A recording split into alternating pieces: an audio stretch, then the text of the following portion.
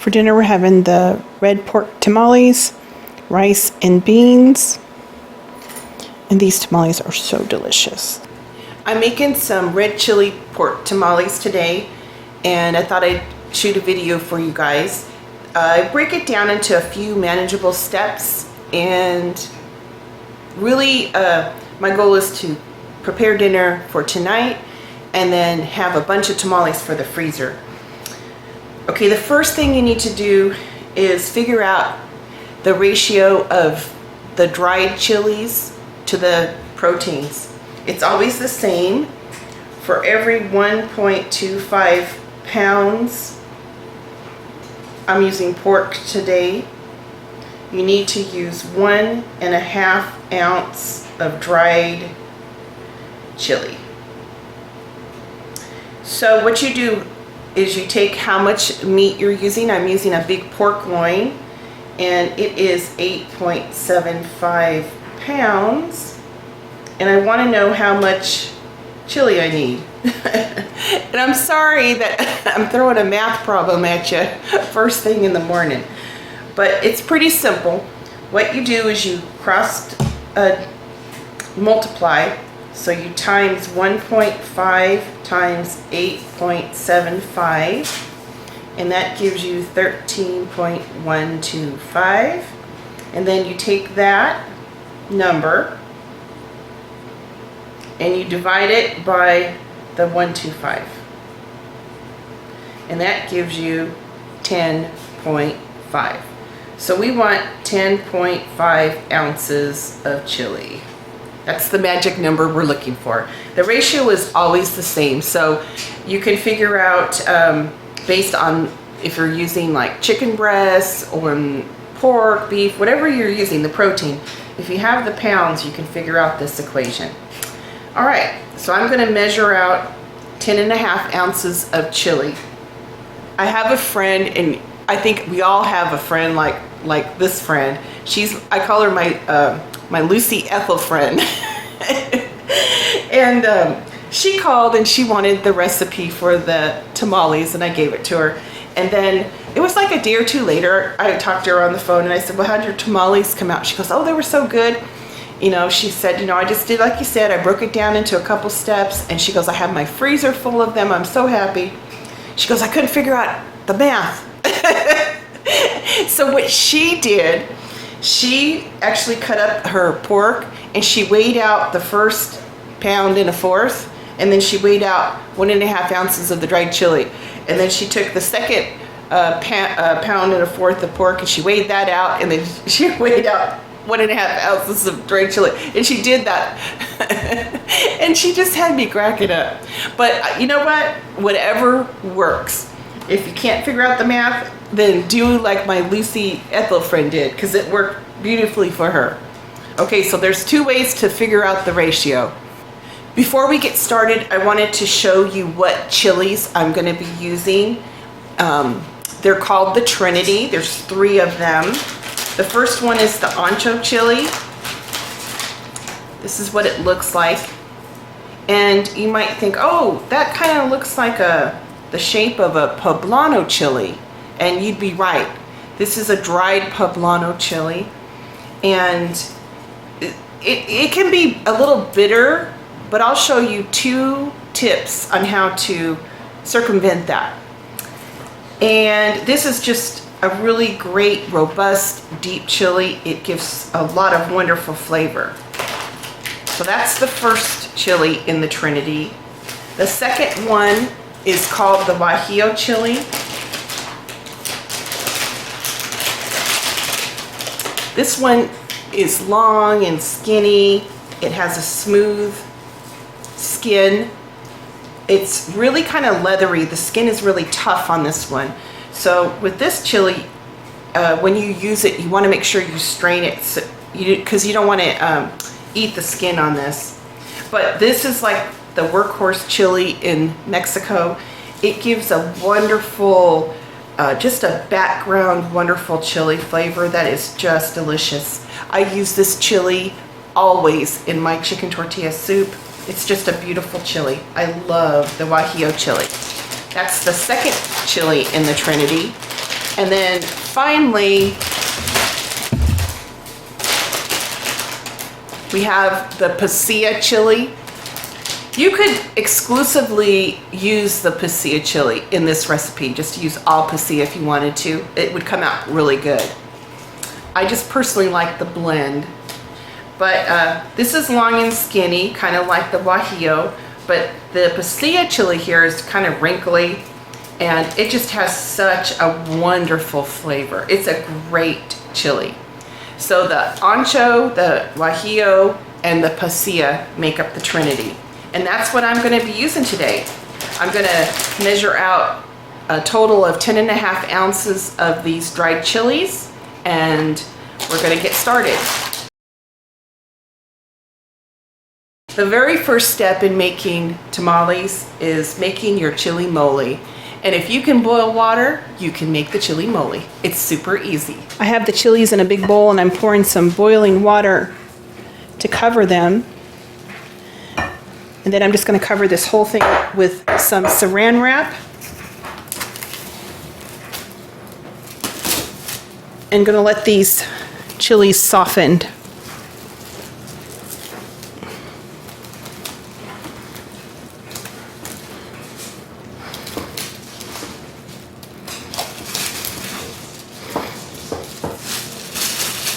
I'm going to get the saran wrap on there kind of tight so they can kind of steam. All right, we're going to let those sit. Okay, these have been sitting for about an hour or so. And I'm going to get the plastic wrap off. They've become rehydrated and soft. I'm going to take off the stems and put the peppers in my blender. I'm going to discard this water and put fresh water in the blender to mix it together, because I have found if you use this water, it makes the red chili paste kind of bitter. I have all the peppers in my blender, and I'm going to add some water and get this blended. And then I always strain it through a strainer to get all of the seeds and any like tough skin out. I just hit it against my hand, and sometimes I'll use something to help push it through. And what you'll end up with is just all of the skin and the seeds. It'll be really thick, and nothing will really be coming through the strainer. Okay, I'm just going to put a saran wrap on this. The second step is cooking the pork and adding your chili mole to the pork. Ken's cut up the pork roast. It's about 9 pounds, almost 9 pounds. I added a little bit of salt, and I'm going to add some water.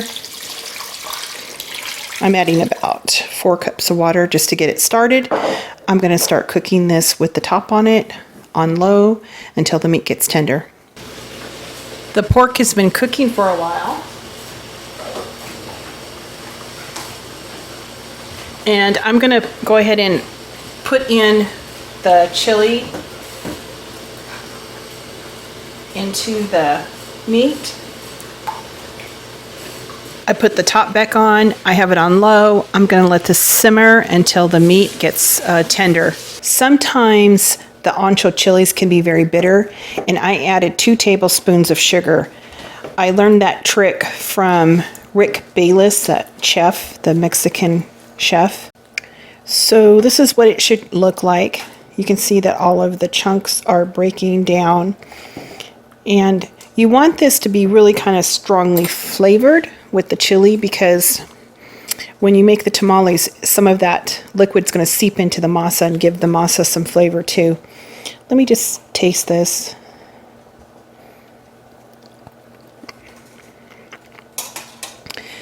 The addition of that sugar, I know it sounds so weird, but it just takes away the bitterness. There's enough salt in here. The next step is simply to soak the corn husks in warm water for a few hours. For this step, you'll want to take some dried corn husks. These are packaged for making tamales, and you'll want to soak them in water for a few hours. I've had these corn husks soaking in warm water for a couple of hours. Now they're much more pliable and they're easier to work with. The next step is to make the masa, And for every recipe that you make, you will have enough masa for a dozen tamales. This is the masa that I use for making tamales, and it has tamal on it. It's the Masa brand, gluten-free. In my bowl, I have 4 cups of the flour, the masa flour. I'm adding 1 teaspoon of salt and 2 teaspoons of baking powder. Using the dough hook, I'm adding 4 cups of hot water to the flour mixture.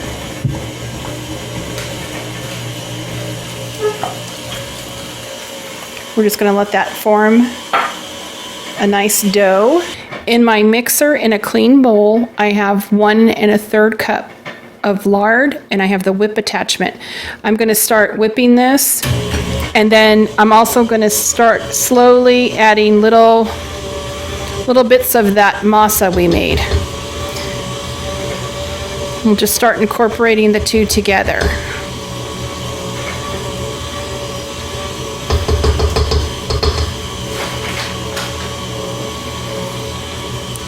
Just keep adding it.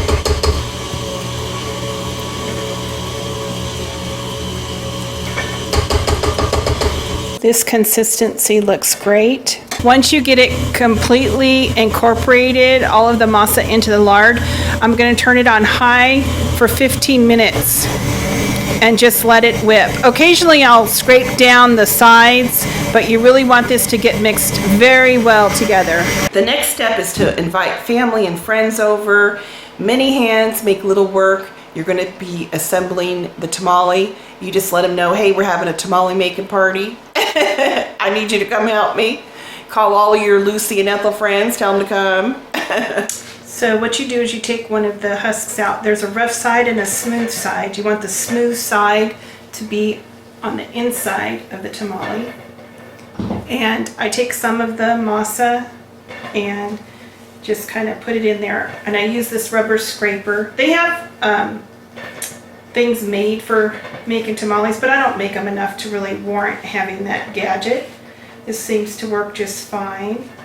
And you just want to kind of put an even layer of the dough all the way to the edge.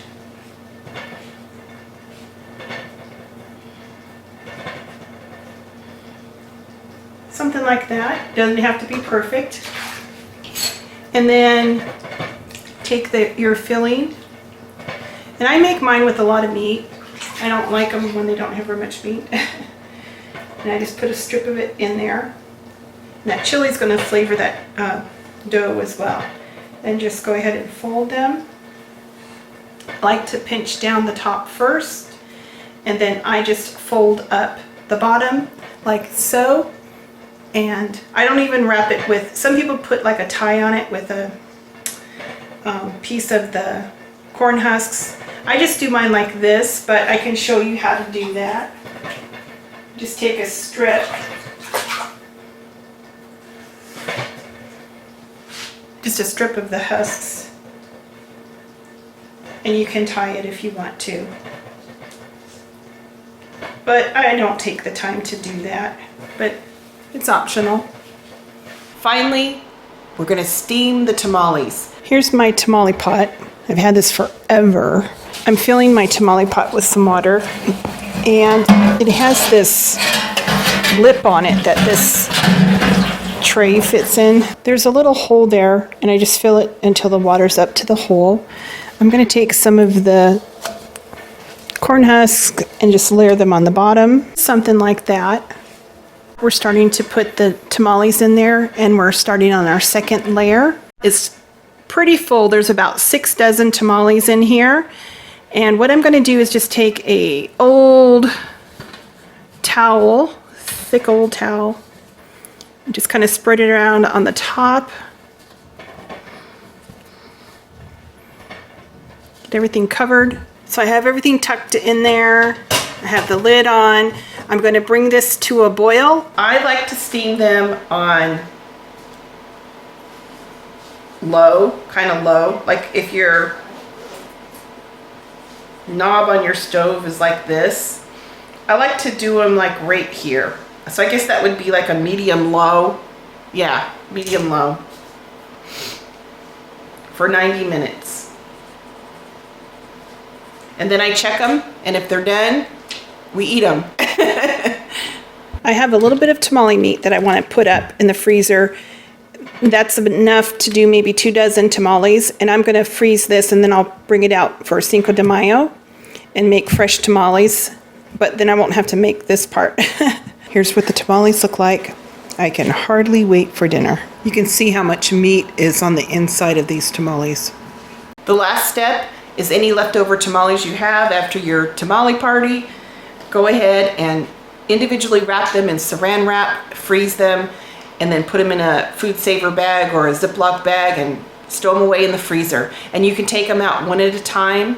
They freeze beautifully, and just take them from the frozen state, put them in the microwave for 2 minutes, and you have a pretty good tamale. Then just wrap them in saran wrap, and then you can put them in a Ziploc bag and put it in the freezer. These heat up so good in the microwave. Take them out frozen, put them in the microwave, and it takes about 2 minutes. I hope that you guys try this recipe because it's just a lot of fun. And if you can break up the work, make the chili mole and the meat one day and just, put it in the fridge and let it cool. The next morning, you can make your masa, and then, have all your friends and family come help you make the tamales, and then steam them. It's a wonderful way to entertain, and it's a wonderful freezer recipe as well. All right, guys. Well, I hope that you enjoyed this video, and I'll talk to you guys later. Happy tamale making.